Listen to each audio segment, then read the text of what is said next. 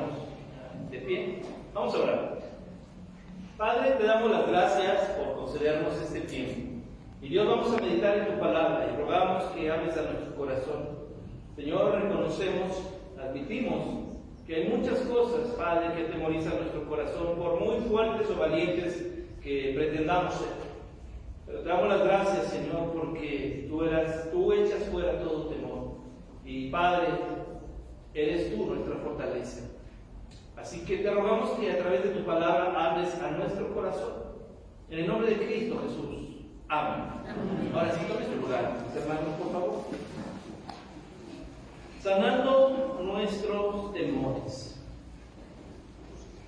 Recordemos, hermanos, que el objetivo de hablar de ser sanados por Dios implica que quitemos pretextos que están llenando nuestro corazón y nuestra mente para servir. Cuando uno de los niños se enferma y llevamos justificante a la escuela, van a justificar la falta, pero tan pronto se repone, sigue en casa. No. Tiene que nuevamente regresar a la escuela a la hora a seguir trabajando. Lo mismo pasa espiritualmente, hermanos. Tal vez hemos dejado de lado nuestro compromiso, nuestro servicio a Dios. Pero una vez que Dios ha sanado, hace 8 días, ¿qué fue lo que sanó hace 8 días? La tristeza, la tristeza, nuestras lágrimas. Así que ya no podemos decir, bueno, es que no tengo la energía en mi corazón porque estoy afligido, porque Dios sana nuestro dolor. Nuestro temor es el día de hoy. Y el temor, hermanos, a veces es lo que hace que no querramos nosotros participar. ¿Por qué? Precisamente porque no sabemos cómo hacerlo, no sé, muchas cosas. Así que Dios vio, hermanos, las lágrimas en su pueblo, hizo algo con su pueblo. Pero también, hermanos, el temor o el miedo obstaculizan nuestro avance en el Señor. No es malo tener miedo, hermanos. Lo malo es dejarlo vencer por el miedo y tomar precisamente el temor como pretexto para no involucrarnos. Todas las veces que a mí me ha tocado o yo leo los requisitos que Pablo le da a Timoteo, precisamente. ¿Usted ha leído los requisitos para ser pastor? ¿Sí los ha leído ahí en la primera carta? La verdad, sí le digo a Dios, yo no conozco un solo pastor que tenga todas las cualidades que Pablo da. No lo sabemos, hermanos. No existimos esos pastores que todo lo que Pablo puso aquí, la verdad, en mi corazón es que, pues si no llevo la expectativa, entonces significa que no soy pastor. No, hermanos, la idea que Pablo da de una excelencia perfecta y una transformación, pero Dios sabe que somos carne y huesos, y que somos polvo y ceniza, y que hay errores en nuestro corazón. Pese a eso, Dios está diciendo, quiero que vengan. Cuando leemos la epístola a los Efesios, resulta que es Jesús el que ha establecido los ministros. Él mismo constituyó y comienza a dar apóstoles, misioneros, ¿verdad? Pastores, maestros. Él es el que nos llama, Él es el que nos está diciendo cómo. Entonces, pero el temor a fallar, hermanos, el temor a lo que va a ocurrir es natural que lo tengamos. Sin que suene a que estoy quemando a mis hijos, ¿verdad? Están los dos, me van a ver. Yo vi, no sé, en el caso de Roy, que le tocó, en el caso de Gus, el cambio de la primaria a la secundaria. Y las manos frías, y las manos sudadas, no sé, chicas, a ustedes cuando les tocó así con la naturalidad, ¿verdad? Pero ese cambio, hermanos, pues ver el nerviosismo en los hijos, pues me hizo ponerme nervioso a mí, ¿verdad? Y ahí van entrando y nosotros afuera los papás y nos quedamos hasta qué hora nos quedamos ahí, ¿verdad? Hablando, escuchando, a ver qué grupo, qué les toca, porque había nerviosismo, no sabíamos, incertidumbre, que ojalá les vaya bien en nuestro corazón. Hermanos, vamos a tener que ser claros en esto, porque a veces no sabemos utilizar nuestros temores y se convierten en un pretexto, aún para cuando como iglesia o como cristianos se nos invita a participar. Y si cometo un error, hermano, lo va a cometer. Es usted humano, lo va a cometer. No sé si alguien me lleve la cuenta de cuántas veces me he equivocado al hablar aquí en el púlpito. Yo sé que no, ¿verdad? Porque no estamos a eso, pero me he equivocado, ¿no? He cambiado el nombre de los apóstoles, me he equivocado de cita, vamos de ver, ¿cuál es el problema? Ninguno. ¿Qué hacemos? Seguimos adelante. Hermanos, no podemos poner de pretexto esto. Tal vez nuestros temores puedan tener cierto grado de decir, bueno, sí está bien fundamentado mi temor, pero voy a servir. Está bien fundamentado mi miedo, pero aún a pesar de eso, yo voy a levantar mi mano y decir, cuenten conmigo, hermanos. Cuenten conmigo, ministros. Cuenten conmigo, hermanos diáconos. Cuenten conmigo, hermanos. Porque quiero servir. No quiero ser espectador. ¿Alguna vez ha ido a algún partido deportivo, de lo que sea, fútbol, basquetbol, béisbol? Todos en las gradas saben lo que el jugador de abajo tiene que decir, hacer. Y no le gritan, pásala, quítala, dale al de allá, ¿verdad? Pero no están en la cancha. Hermanos, siempre que somos espectadores nos vamos a dar cuenta de eso y vamos a levantar la voz diciendo, se hubiera hecho así. Solo los que están en la cancha saben el grado de esfuerzo, de cansancio y plan establecido. Los espectadores solo opinamos. Y a veces opinamos lo que a pura vista creemos, pero no estamos ahí. Para poder entenderlo, hermanos, necesitamos bajarnos todos a la cancha con esos 22 jugadores que es que fútbol y estar ahí jugando para poder entender por qué se la dio a él en lugar de dársela a aquel. Hasta que estamos ahí. Lo mismo ocurre, hermanos, en el servicio de la iglesia, porque podemos tener 1000 listas de lo que se hizo y no se hizo, y de qué se falló y cómo no se falló, y si hizo o no hizo, y si el pastor hizo o no hizo, hasta que usted está trabajando se da cuenta. Y hermanos, esto es una invitación a dejar de quejarse, no. Esta es una invitación a trabajar, a quitarnos el temor. Ahora, miren, hermanos, no estamos exentos porque los grandes hombres del Señor, esos que hicieron impacto y que leemos en la Biblia, hermanos, eran igual que usted. No, por favor, no pierdan la cita, por favor, pónganle un papelito, pónganle ahí un separador, una plumita a nuestra cita de la carta a Timoteo, hermano. Esa va a ser nuestro texto final. Pero como usted sabe, y se lo advertí este mes, vamos a usar mucho la Biblia, mucho, así que vamos a ocupar varios versículos. Número 1, hermanos, cuando hablamos de que Dios está sanando en nuestros temores, tenemos el caso número 1, Elías. Vamos al primer libro de Reyes, allá en el Antiguo Testamento, hermanos. Primer libro de los Reyes, capítulo 14.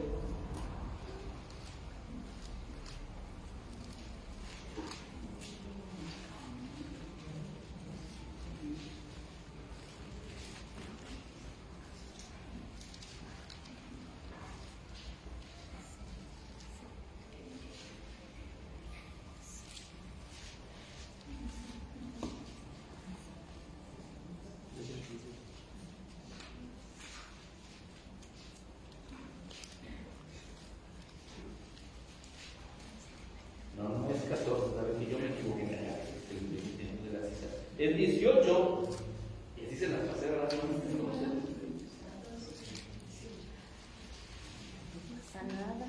El 19, ¿qué 18? El 19. Primer libro de Reyes 19, ahora sí, 19. Versículos, fíjense que vamos a leer, voy a leer, usted va a leer con su mirada. Versículos 13 al 15. Y luego leemos el versículo 18.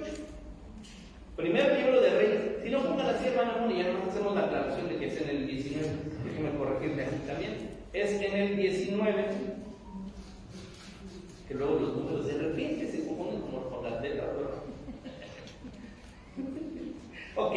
Primer libro de Reyes 19 y versículos 13 al 15. Déjenme leer. ¿Ya lo tenemos todos, hermanos? Sí, ok. Dice así. Y cuando lo oyó Elías, cubrió su rostro con su manto y salió y se puso a la puerta de la cueva.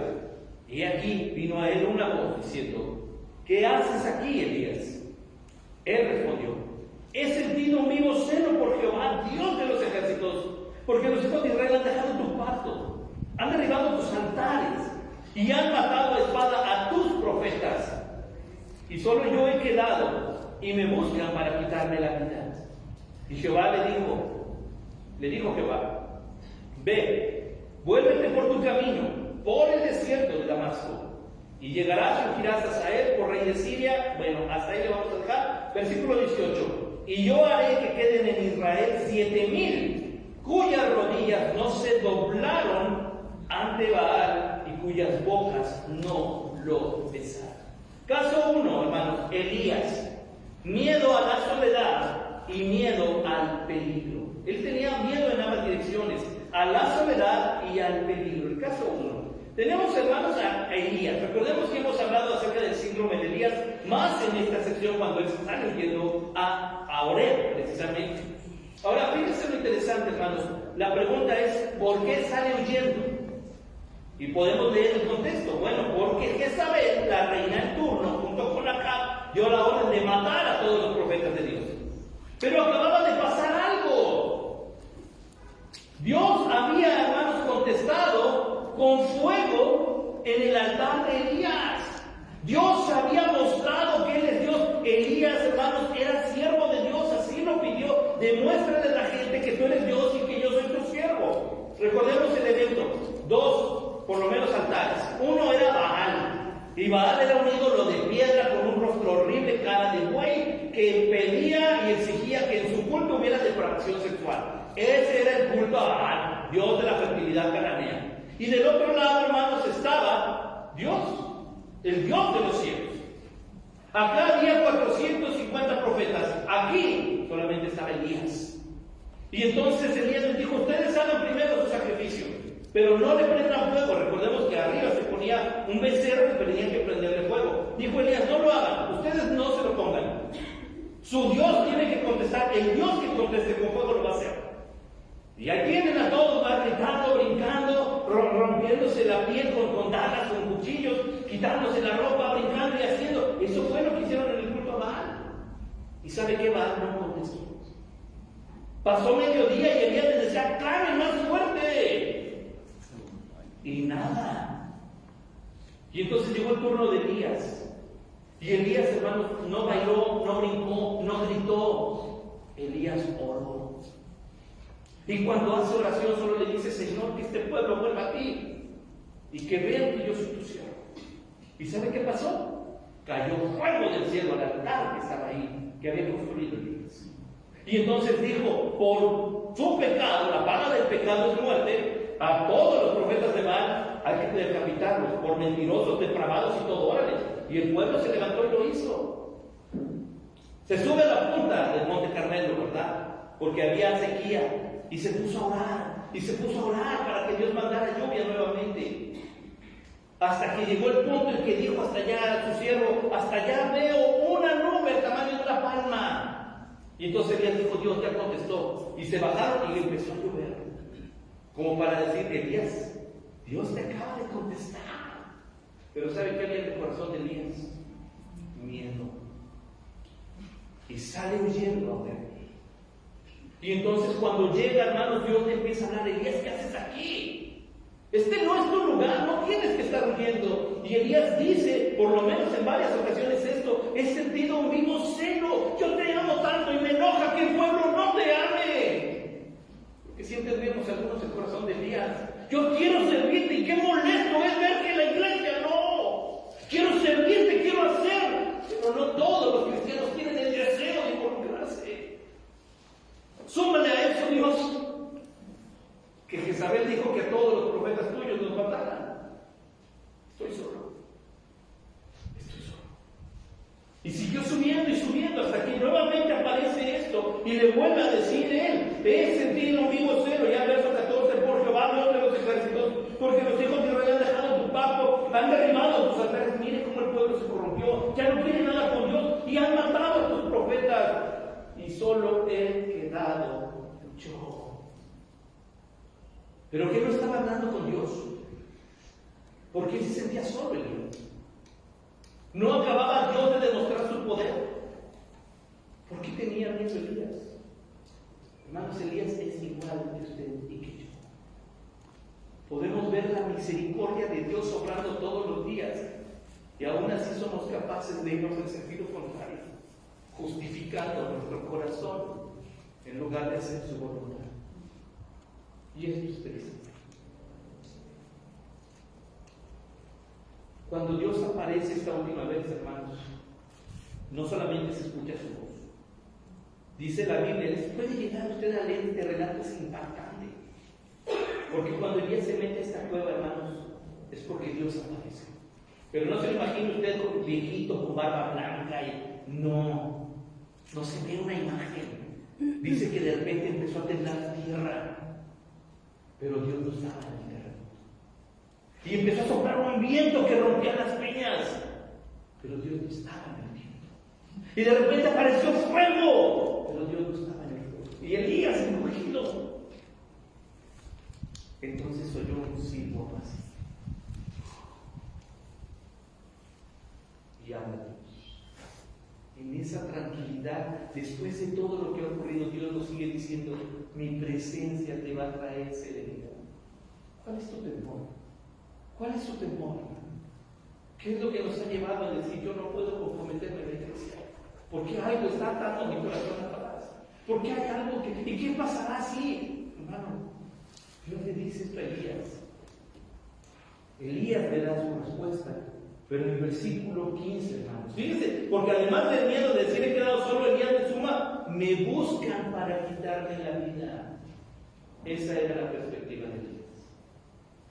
Y Dios le dijo: pobrecito de ti, les quedas escondido aquí en tu cueva hasta que yo te avise. Fíjense lo que le dice Dios: ve, o sea, párate, de donde estás, párate, sal. Vuélvete por el camino, te me regresas por donde veniste. Yo creo que yo sonreía cuando le dijo: así que párate. Así, órale, Elías. ¿Cómo se le dice a Elías de cariño? Le decía Elí, ¿verdad? Y te me paras, Elí, y te me vas a trabajar otra vez. Y vas a ir por tu camino, por el desierto de Damasco, y llegarás, y dice, vas a ungir a Saúl por rey de Siria, después dice a Jehú por rey de Israel, y a Eliseo va a quedar después de ti. Así que, ya lloraste, Elías. Ya comiste, ahora te levantas y vas a trabajar.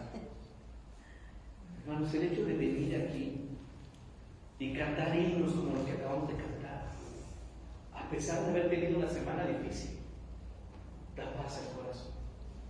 Venir y sentarnos, hermanos, y cantar con toda nuestra alma y leer la palabra 2, 3 veces el mismo versículo para que entienda nuestro corazón. No podemos salir iguales de aquí. Y entonces Dios le dice en el 18: ¿sabes qué? Una noticia que tú no sabes. Yo soy Dios, Elías, tú no. Tú solo ves lo que está ocurriendo a tu alrededor, pero yo conozco todo. ¿Y sabes qué, Elías? Noticia. Elías, vete el versículo 18, que dice: hay 7,000 que son leales a mí. No estás solo. Y entonces nos damos cuenta, hermanos, cómo Dios te empieza a decir: número 1, Elías, te quiero trabajar, eres mi profeta. Y un ministro del Señor no se esconde, no se sienta, se levanta y va a cumplir su ministerio. Y un profeta de Dios sabe que aunque haya una pena de muerte contra ti, Elías, yo estoy contigo. Y además de eso no estás solo, porque hay 7,000 que no se le han inclinado a Baal y que no lo han besado. Así que Dios, hermanos, toma a Elías, escucha su argumento, porque Dios es bueno, hermano. No es que diga Dios: ya. No, Dios dejó que Elías hablara, se explayara, llorara, se frustrara, y ahora sí, Dios dijo: ya sacaste todo, hijo. Ok, limpia tus lágrimas, Elías. Te quiero sirviendo, te quiero cambiando el mundo. Ve y habla donde va a haber estragos. No tengas miedo, ni hagas ni envidia. Caso 1. Caso 2. Vamos más atrás en la escritura, al libro de Jueces, capítulo 6. Déjenme corroboro la cita porque luego pasan cosas. Sí, Jueces 6, capítulo 6, vamos a leer versículos 12 al 16. Y después nos vamos a ir a 36 al 40. Tenemos el segundo caso, hermanos: Gedeón. Miren, uno fue el profeta, el más grande profeta de Israel, en la parte norte. El más grande fue Elías. Ahora tenemos a un juez de los más famosos en el libro de Jueces, Gedeón. Jueces capítulo 6, versículo 12 al 16. Dice así: y el ángel de Jehová se le apareció y le dijo: Jehová está contigo, varón esforzado y valiente. Y Gedeón le respondió: Señor mío, si Jehová está con nosotros, ¿por qué nos ha sobrevenido todo esto? ¿Y dónde están sus maravillas que nuestros padres han contado, diciendo: ¿nos sacó Jehová, no nos sacó Jehová de Egipto? Y ahora Jehová nos ha desamparado y nos ha entregado en manos de los madianitas. Y mirándole Jehová, le dijo: ve con esta tu fuerza y salvarás a Israel de la mano de los madianitas. ¿No te envío yo? Entonces le respondió: Señor mío, ¿con qué salvaré yo a Israel? He aquí mi familia es pobre en Manasés, y yo el menor de la casa de mi padre. Jehová le dijo: ciertamente yo estaré contigo, y derrotarás a los madianitas como a un solo hombre. Versículo 36. Y Gedeón dijo a Dios: si has de salvar a Israel por mi mano, como has dicho, he aquí yo pondré un vellón de lana en la era. Y si el rocío estuviera en el vellón solamente, quedando seca toda la tierra, entonces entenderé que salvarás a Israel por mi mano, como lo has dicho. Y aconteció así, pues cuando se levantó de mañana, exprimió el vellón y sacó de él el rocío, un tazón lleno de agua. A Gedeón dijo a Dios: no se encienda tu ira contra mí, si aún hablaré esta vez. Solamente probaré ahora otra vez con el vellón. Te ruego que solamente el vellón esté seco y el rocío sobre la tierra.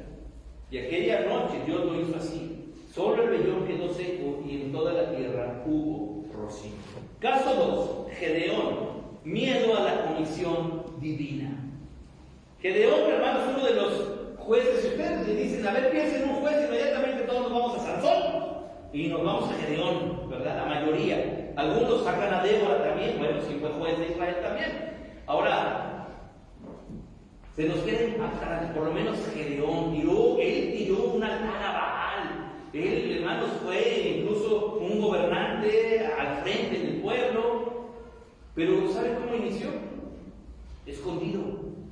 El pueblo estaba siendo víctima de los madianitas. Llegaban y les quitaban el grano, dejaban que los del pueblo del Señor, hermanos, estuvieran cosechando, una vez que ya tenían sus costalitos llenos, cargados los burritos y todo, ¿verdad? Y llegaban los madianitas y les quitaban toda la cosecha. Entonces ellos, cada que tenían que sembrar o cosechar, tenían que estar escondidos. Allí era donde estaba Gedeón, escondido entre los costales de trigo, hermanos, para que no lo vieran. Y de repente el que se le aparece es Dios. Estaba escondido. ¿Y por qué nos escondemos? Con temor, ¿verdad? A menos que estemos jugando a las escondidillas, ¿verdad? Y a veces cuando escucho a los niños que están jugando escondidillas y se acerca el que está buscando los nervios, a veces les juegan chueco, ¿verdad? Y se empiezan a reír y hacen ruido. ¿Por qué? Porque saben que hay temor, porque van a descubrir, aunque sea un juego. Pues de repente Gedeón estaba escondido, hermanos. 1, 2, 3 por Gedeón, le dice el Señor. Y Gedeón está y voltea y está Dios afuera. Dios hablándole. Y miren, la manera impacta la forma en la perspectiva de Dios. Y esto, en la escuela dominical estamos entendiendo esto, hermanos. Nuestra perspectiva y la perspectiva de Dios. Porque Gedeón estaba escondido con temor. Pero miren cómo le dice Dios: Jehová está contigo. ¿Y cómo le dice? Varón esforzado y valiente. Aunque Gedeón es eso. Porque Dios conoce el corazón. Y entonces le dice Gedeón aprovecha. ¡Qué bueno que viniste! Porque tengo algo que decirte, Señor. Todos sabemos que tú estás con nosotros. Y si tú estás con nosotros, hasta se cruza de brazos Gedeón, ¿por qué nos pasó eso? ¿Conoce a esa gente que le echa la culpa a Dios por todo? Si Dios existe, ¿por qué hay guerra en el mundo? A ver. Eso me demuestra a mí que Dios no existe. Si Dios existe, ¿por qué hay enfermedades? Si Dios existe, porque lo mismo hizo Gedeón. Si tú estás con nosotros, ¿por qué permites esto? Hermanos, la soberanía de Dios es tan buena, de verdad, Dios es tan noble, que no agarra y arremete diciendo: por culpa de ustedes. Todo el contexto, hermanos, nos hace saber que el pueblo se apartó de Dios. El libro de Jueces habla de eso. Todas las veces que el pueblo se apartó de Dios, y como consecuencia, ¿qué va a pasar? Pues naturalmente sus pecados los van a alcanzar. Entonces no es culpa de Dios. ¿Por qué hay guerras en el mundo? ¿Dios es el autor de las guerras? No. Si es que dice Jehová de los ejércitos, sí, pero es un ejército que defiende, que cuida a los hijos. No nada más está provocando. ¿Por qué hay dolor en el mundo? Porque el hombre lo ha provocado. ¿Por qué hay maldad en el mundo? Porque el hombre no se acerca a Dios.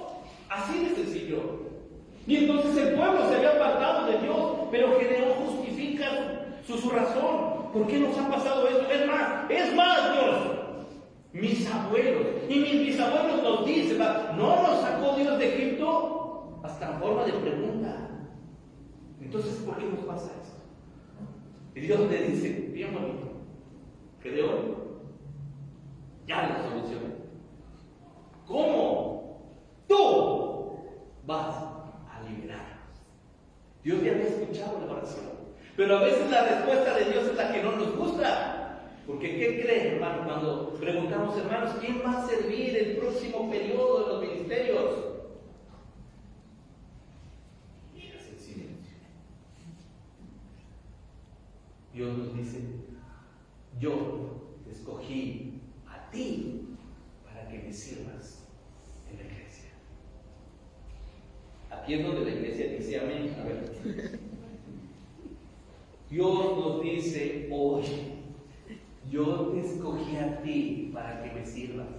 Amén. A ver, otra vez, porque les voy a dar otra oportunidad. Nomás se oye de un lado. Hermanos, Dios nos llama como a Gedeón.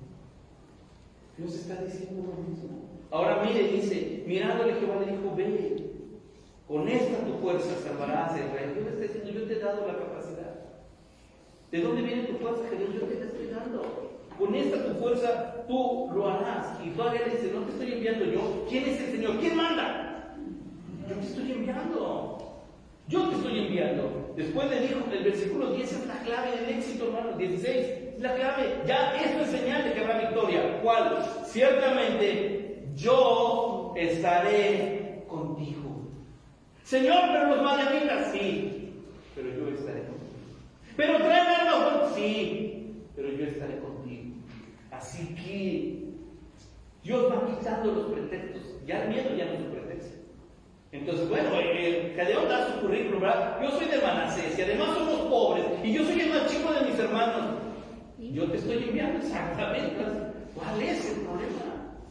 O sea, Dios no está limitando a eso. La perspectiva de Gedeón es, debo estar escondido para que no me vean. Y Dios le está diciendo, yo veo un varón valiente aquí, que se va a esforzar, porque ha escuchado que yo creo en él. ¿Y sabe qué hace Gedeón?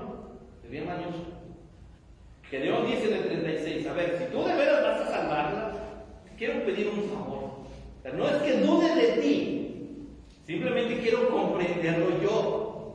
Vean, voy a hacer un experimento.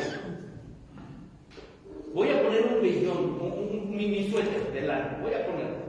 Y lo voy a dejar a mitad del jardín. Y cuando llegue el rocío de la noche, todo el pastito tiene que estar seco y mi suéter tiene que estar mojado, nada más. ¿Y qué quedó? Dice que lo exprimió y sacó un tazón lleno de agua, o sea, no estaba húmedo, estaba empapado. Como diciendo Dios, ¿no quedó? Bueno, Señor, nomás como que para comprobar si de veras sí o no. Al revés, ¿verdad? Ahora voy a dejar mi suéter allí y va a estar seco y todo lo demás mojado, ¿verdad? Hermanos, si Dios le dice, yo no estoy jugando contigo, yo te escogí, yo quiero que te. El miedo de Gedeón, hermanos, queda humillado ante la invitación de Dios. ¿Por qué no queremos servir a Dios? ¿A qué le tenemos miedo? ¿Sabe qué, hermano? Dios dice, yo estaré contigo. Entonces se dan cuenta cómo nuestro temor empieza a hacerse menos. No que no lo tengamos, pero vamos a obedecer a Dios. Y último caso, hermanos, vamos más atrás. Hay un libro atrás, Josué capítulo 1. Exactamente el libro de atrás. Josué capítulo 1. Versículos 6, 7 y 9. Josué 1, versículos 6, 7 y 9. Dice: esfuérzate y sé valiente, porque tú repartirás a este pueblo por heredad la tierra de la cual juré a sus padres que la daría a ellos. Solamente esfuérzate y sé muy valiente, para cuidar de hacer conforme a toda la ley que mi siervo Moisés te mandó. No te apartes de ella ni a diestra ni a siniestra, para que seas prosperado en todas las cosas que emprendas. 9. Mira que te mando que te esfuerces y seas valiente. No temas ni desmayes, porque Jehová tu Dios estará contigo donde quiera que vayas. Número caso de Josué, miedo a fallar. Miedo a fallar. Y si yo no hago el mismo trabajo que Moisés, tenía un estándar muy alto, hermanos, Josué. Porque él había sido el siervo de Moisés y a él le tocó ver, hermano, todo lo que hizo Dios con Moisés. Pero él no se llama Moisés, él se llama Josué. Así que hay temor en él. ¿Cómo sabemos que había temor? Porque Dios le tiene que animar 3 veces diciendo, ya, esfuérzate, sé valiente. Señor, esfuérzate y sé valiente. Pero Señor, esfuérzate y sé valiente. Dios no le hubiera dicho esfuérzate y sé valiente si hubiera visto, hermanos, a Josué todo listo, ¿no? Ya no necesita ánimo, nada más dale para adelante. Pero Josué, hermanos, en su corazón, Dios conocía lo que había. Y Dios le dijo 3 veces, esfuérzate, Josué. Y ese esfuérzate, hermanos, significa no va a ser fácil. No es fácil. Si no, cualquiera lo haría. ¿Por qué Dios elige de manera específica a cada uno de nosotros? Y nos dice lo mismo: esfuérzate. No eres perfecto, esfuérzate. Y para que des ese paso de esfuerzo vas a tener que ser valiente. Toma tu miedo, toma tu temor y entrégamelo. Sé valiente, reconoce que tienes temor y haz la obra que te estoy encomendando. Esfuérzate. Le dice a Josué 3 veces y sé valiente. En el 7 le dice, sé muy valiente. Josué, tienes un trabajo que hacer. No sé si Josué trajo a la mente cuando el pueblo que seguía a Moisés de repente dijo, hay que linchar a Moisés. Josué estaba ahí, oyó eso. Y de repente la siguiente vez, hay que apedrear a Moisés. Y Josué está oyendo. Ahora ya no está Moisés. ¿A quién le van a tocar las pedradas? A Josué. Así que Josué tenía razón para decir, no, hombre, mejor otro. Pero Dios le dice, no, yo te estoy llamando a ti. Quiero que te esfuerces. Quiero que te esfuerces. Porque tienes trabajo para ti.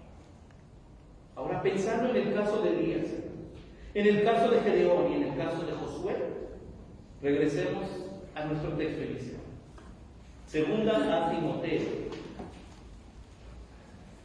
1:7.